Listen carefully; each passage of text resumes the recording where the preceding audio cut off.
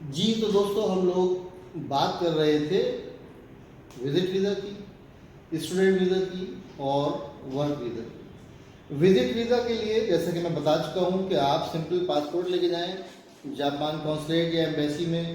पाकिस्तानियों के लिए कोई वीज़ा फीस नहीं है। अगर कोई एजेंट आपको बेवकूफ़ बना रहा है कि वीज़ा की फ़ीस है, कोई बताता है 5 लाख मांग रहे हैं, कोई बता रहा है 2 लाख मांग रहे हैं, वो झूठ बोल रहा है। आप डायरेक्ट जापान कॉन्सुलेट में या एम्बेसी में फ़ोन करके मालूम कर सकते हैं। पाकिस्तानियों के लिए कोई वीज़ा की फ़ीस नहीं है। तो आप बड़े आराम से पासपोर्ट लेके जाएं और बताएं कि क्यों जाना चाहते हैं। इससे पहले आपने कितने मुल्क घूमे, आपके पास कितना पैसा है, आप जब जाएंगे तो डिस्टर्ब तो नहीं हो जाएगा आपके पीछे आपका बिजनेस, आप क्या बिजनेस करते हैं, जापान विजिट क्यों करना चाहते हैं। तो आपके पास एक प्रॉपर रीज़न होना चाहिए। जापान में हर चीज़ का प्लान करती है, जापानी कौम हर चीज़ को प्लान के साथ करती है। तो आप विजिट वीज़ा अगर 15 दिन के लिए जा रहे हैं तो 15 दिन का अपना पूरा स्केड्यूल बनाएंगे, पूरा प्लान बनाएंगे कि हाँ जी मैं इस होटल में ठहरूंगा, पहले दिन मैं फलां जगह जाऊंगा, दूसरे दिन फलां जगह जाऊंगा, तीसरे दिन फलां जगह जाऊंगा। 15 दिन के लिए आप जा रहे हैं तो पूरे 15 दिन का प्लान आप उनको बना के पेश करेंगे।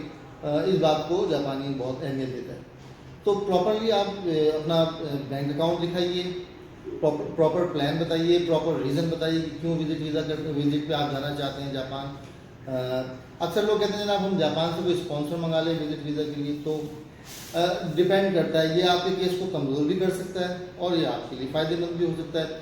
अगर कोई आपका दोस्त है और वो आपको घूमने के लिए बुला रहा है, वो क्यों बुला रहा है, फिर उस दोस्त की अपनी क्या हैसियत है, वो उसकी सारा चीज़ें फिर चेक होना शुरू हो जाती हैं।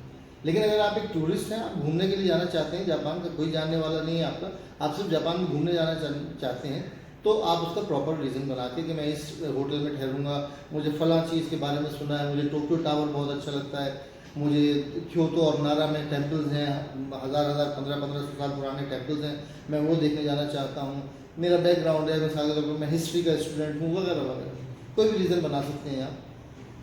याद रखिए जापान की कॉन्सुलेट में कहीं पे भी फेक डॉक्यूमेंट्स तो फेक ही होते हैं, वो फेक डॉक्यूमेंट्स पसंद नहीं किए जाते। जापानी झूठ बोलने को पसंद नहीं करते, एक दफ़ा आप झूठ बोल देंगे तो अपना एतबार खो देंगे।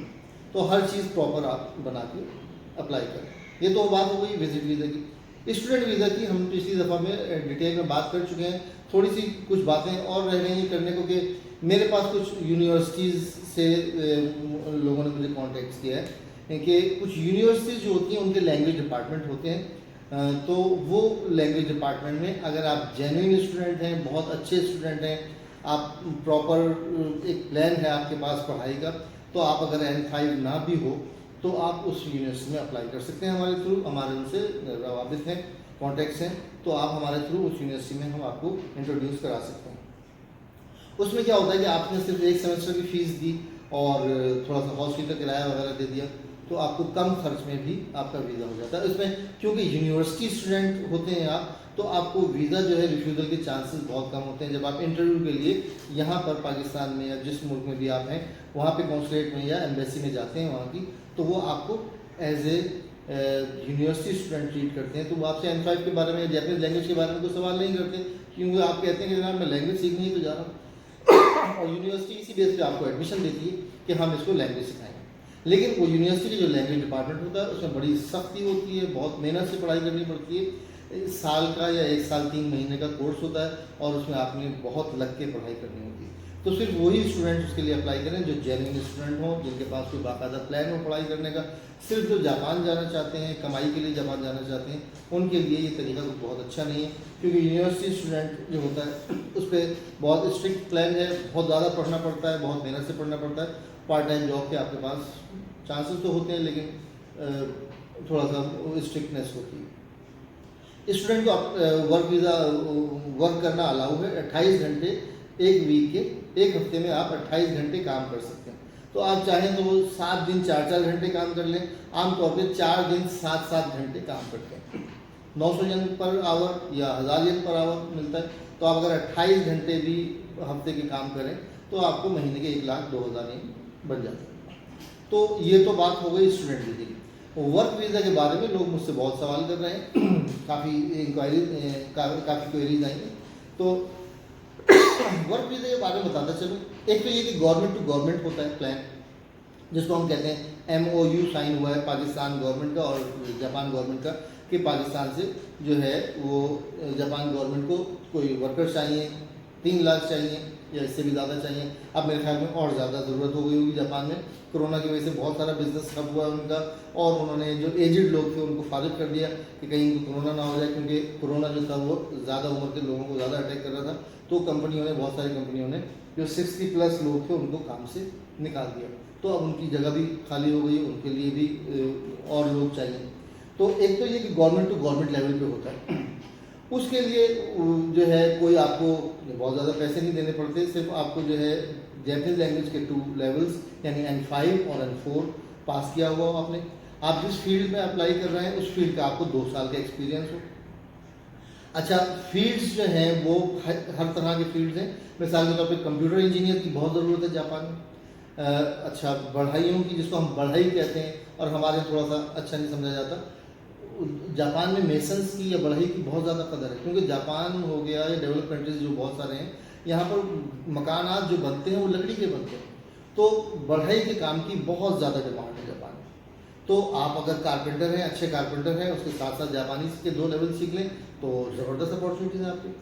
अच्छा, आप कहते हैं जनाब गवर्नमेंट टू गवर्नमेंट, अच्छा गवर्नमेंट टू गवर्नमेंट लेवल पे शर्त ये है कि आप मैट्रिक पास हों कम अज़ कम, और उम्र की हद जो है मेरे ख्याल में 50 साल। तो 50 साल से अगर आप ऊपर हैं तो फिर आप जापान जाने का ख्याल दिल से निकाल दें तो मैं नहीं कहूँगा, लेकिन आप वर्क वीज़ा पे इस तरीके से नहीं जा सकते। अच्छा, वो वर्क वीज़ा जो है बाकायदा 3 साल का उसमें प्लान होता है, और 3 साल में वो रिहाइश भी देते हैं आपको, और एक सैलरी पहले से डिसाइड करके आपको लेके जाते हैं कि जनाब इस सैलरी पे आपको वो रखेंगे। उसकी कोई फ़ीस वगैरह नहीं होती। हाँ, वो जो जिस फील्ड में आप बिलोंग करते हैं, जिस फील्ड से, मिसाल के तौर पे आप कहते हैं मैं मेसन हूँ, तो मेसन का एक छोटा सा टेस्ट होता है। अब वो किसको ऑथराइज़ करेंगे, किस एजेंसी को ऑथराइज़ करेंगे वो टेस्ट लेने के लिए, हो सकता है हम लोग ले रहे हैं उसका एग्ज़ाम, तो वो एग्ज़ाम या टेस्ट आप जो भी कह रहे हैं उसको, वो छोटा सा एक एग्ज़ाम लिया जाएगा आपसे। अगर आप उस एग्ज़ाम में फेल हो जाते हैं तो शायद आपको कोई ट्रेनिंग प्रोग्राम वगैरह ऑफर किया जाएगा, और उसके बाद फिर आप जापान जा सकेंगे। लेकिन याद रखें कि आपको N4 तक की जैपनीज लैंग्वेज आनी चाहिए, ठीक है। अच्छा, दूसरा ये तो हो गया गवर्नमेंट टू गवर्नमेंट लेवल। दूसरा जो है जैसा कि आपको पता है कि जापान में मैन पावर की शदीद किल्लत है, तो जापान की कंपनियां जो हैं वो, उनको वर्कर्स चाहिए। तो जापान में रिक्रूटमेंट कंपनीज जो हैं वो फिर ये काम करती हैं कि इंडिया से, बांग्लादेश से, पाकिस्तान से, श्रीलंका से, मुख्तलिफ कंट्री से वो वर्कर्स लेके, चाइना से, मुख्तलिफ कंट्री से, जहाँ से भी उनको मिले, वो उन वर्कर्स को इंट्रोड्यूस कराती हैं उन कंपनियों के साथ, और वो वर्कर्स जो हैं वो उनको जापान बुलाती हैं रिक्रूटमेंट कंपनी। रिक्रूटमेंट कंपनी बीच में समझ लें एक एजेंसी होती है, एजेंट होते हैं वो, और वो आपसे भी शायद थोड़े से पैसे लेते हैं, वो 2-2.5 लाख ले लें, 3 लाख ले लें, 4 लाख ले लें, जो भी उनके दिमाग में, और वो आपसे एक दफ़ा के पैसे लेंगे। बाकी वो कमीशन जो है वो उस कंपनी से लेंगे जिस कंपनी में आपको उन्होंने जॉब पे लगवाया। तो जब तक आप उस कंपनी में काम करते रहेंगे उनको कमीशन जो है आपकी सैलरी में से मिलता रहेगा। तो इसलिए जो रिक्रूटमेंट कंपनीज हैं अब जापान में बहुत एक्टिव हो गई, और वो जो है ढूंढ रहे हैं उन लोगों को जिन्होंने जैपनीज लैंग्वेज के 2 लेवल किए हैं। तो हमारा जो इंस्टीट्यूट है, जब सर्च करते हैं तो वो फ़ौरन कहते हैं जैपनीज लैंग्वेज इंस्टीट्यूट जो है पाकिस्तान में, तो उसका वो फ़ौरन हमसे रब्ता करते हैं। मुझसे कुछ 4-5 कंपनियों ने रब्ता किया है, और मेरे जो स्टूडेंट्स जो N4 कर चुके हैं उनकी CVs वो लेके जा चुके हैं। अभी तक उसका रिज़ल्ट नहीं आया है, कब आएगा? मेरे ख्याल में कोरोना जिस वक्त ख़त्म हो जाएगा, दुनिया जो है कोरोना से निजात हासिल कर लेगी, हो सकता है by the end of this year, हो सकता है अगले साल की जनवरी-फरवरी में, जब भी ये खुलेगा तो उस वक्त पे बेतहाशा लोग जापान की तरफ दौड़ेंगे। शर्त याद रखिए, आपने जापानी ज़ुबान के 2 लेवल पास करने, ठीक है जी। अच्छा, तो ये तो हो गया वर्क वीज़ा, स्टूडेंट वीज़ा की हमने बात कर ली। फिर तीसरी बात मैंने आपको बताई थी कि जापानी ज़ुबान इट्सेल्फ एक हुनर है। अगर आपने N5 पास कर लिया, N4 भी पास कर लिया, लेकिन आप किसी वजह से क्वालिफाई नहीं कर पा रहे कि जनाब आप मैट्रिक पास नहीं हैं, या जनाब आप 50 साल से ज़्यादा हैं, तो भी मायूस होने की ज़रूरत नहीं है। मेहनत करें, N3 पास करें, N3 JLPT N3 का एग्ज़ाम पास करें, उसके बाद आपको अपने ही मुल्क में कोई जापानी कंपनी हायर कर लेगी, और फिर जब 1-2 साल में आप और पॉलिश हो जाएंगे तो जापानी कंपनी खुद ही आपको जापान का विज़िट कराती हैं। तो ये कुछ तरीके हैं जापान जाने की। लेकिन एक बात याद रखें, हमारे यहाँ लोग चाहे स्टूडेंट वीज़ा पे जाएं, चाहे वर्क वीज़ा पे जाएं, वो जैसे ही जापान में कदम रख देते हैं वो समझते हैं कि उनको मंजिल मिल गई। जापान आपकी मंजिल नहीं है, जापान कामयाबी की मंजिल की तरफ पहला कदम है। जिस दिन आप जापान की सरजमीन पर कदम रखते हैं, ये आपका स्ट्रगल का पहला स्टेप शुरू होता है। अब आपने मेहनत भी करनी है, पैसे भी बचाने हैं, अपने घर वालों को भी सपोर्ट करना है, अपना जनाब खर्चा भी निकालना है, आगे पसंदाज भी करना है, और साथ साथ जिस मकसद से आप गए हैं यानी स्टूडेंट आप बन के गए, तो आपने सबसे पहली प्रायोरिटी आपकी एजुकेशन होनी चाहिए। ऐसे कितने स्टूडेंट्स हैं जो गए तो स्टूडेंट वीज़ा पर थे, लेकिन जापान पहुंचकर वो समझे जनाब उनको मंजिल मिल रही है और उन्होंने एंजॉय करना शुरू कर दिया, स्कूल छोड़ दिया, बस नोट कमाने के चक्कर में जो है 12-12, 14-14 घंटे काम किया। तो वो पैसे तो उन्होंने कमा लिए, लेकिन वक्त जो है वो ऐसे करके गुजर जाता है। जब वक्त गुजर गया तो पता चला साल 1.5 साल का जो भी उनको वीज़ा मिला था वो वीज़ा एक्सपायर हो गया। अब उनकी समझ में नहीं आ रहा, वो स्कूल जाते हैं तो स्कूल वाले कहते हैं भाग जाओ यहाँ से, तुम तो स्कूल आए नहीं हो।